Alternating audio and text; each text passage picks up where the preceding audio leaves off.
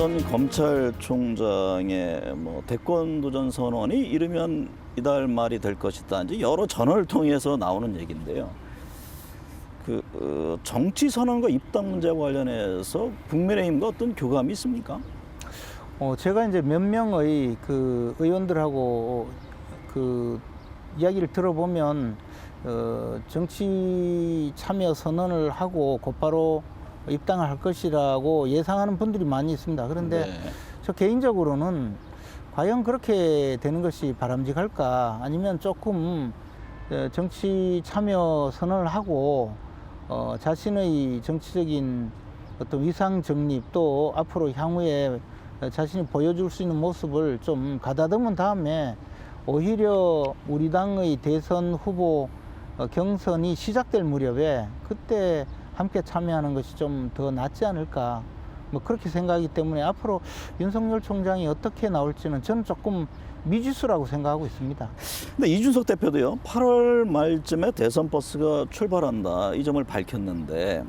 근데 이제 그것이 저는 자꾸 그런 이야기를 하는 것이 결국은 불공정 시비를 불러일으킬 수 있기 때문에 조금 자제하는 것이 좋겠다는 생각인 게요. 네. 당대표가 언제까지 입당을 해라고 이야기하고 그것을 강제하는 것이 아니라 그런 절차적인 조치를 취해서 쉽게 말해서 선거관리위원회를 먼저 구성해서 거기에서 언제까지 좀 하도록 진행을 하게 만든다든지 이렇게 해야 되는데 너무 이제 한쪽에 그러니까 윤석열 총장의 입장에서 보면 이거 나에 대해서 너무 압박하는 것 아니냐. 더 나아가서 내가 국민의힘에 입당했을 때 좀 불공정하게 대우를 받을 가능성이 있지 않느냐. 네. 더 나아가서 대통령 후보 경선이 과연 공정하게 관리될 수 있을까. 네. 이런 오해를 불러일으킬 소지가 있는 발언들이거든요. 네. 지금 공수처에서의 윤 전 총장에 대한 수사 문제는 어떻게 보고 계세요? 그 사건에 대해서 제가 알기로는 공수처가 기소하지 못할 사안이라고 봅니다. 네. 공수처는 아마 이 사건에 대해서 그런 사건을 기소해버리면 공수처의 존립에 문제가 생길 것이고, 네. 또 공수처가 이 사건을 불기소하면 또 여권 지지자들에 의해서 도리어 비판을 받을 것이기 때문에 대선 후보가 결정되거나 대통령 선거 결과가 나오기 전까지는 결정을 못하고 넘어가지 않을까, 오히려 그렇게 생각을 합니다. 네. 김동연 전 경제부총리 또 최재형 감사원장 대선 출마 얘기도 나오잖아요. 최재형 감사원장은 우리와 함께할 가능성이 크다고 생각하고 있고요. 네. 김동연 전 부총리는 조금 결이 다르다고 알고 있습니다. 그리고 네. 또 설사 우리하고 한다고 하더라도 저는 그 대선 주자로서 각광받을 가능성은 그렇게 높지 않다고 생각합니다. 네. 지금 여권에서는 이재명 경기지사가 앞서고 있고, 이낙연 전 대표, 정세균 전 총리, 추미애 전 장관, 이광재 의원 등등이 거론되는데 어느 후보가 가장 국민의힘 입장에서는 버거운 상대가 될 것으로 보세요? 당연히 이재명 지사입니다. 네. 이재명 지사가 지금 현재 물론 이 여권의 대세를 받고 있지만 그것을 넘어서서 네.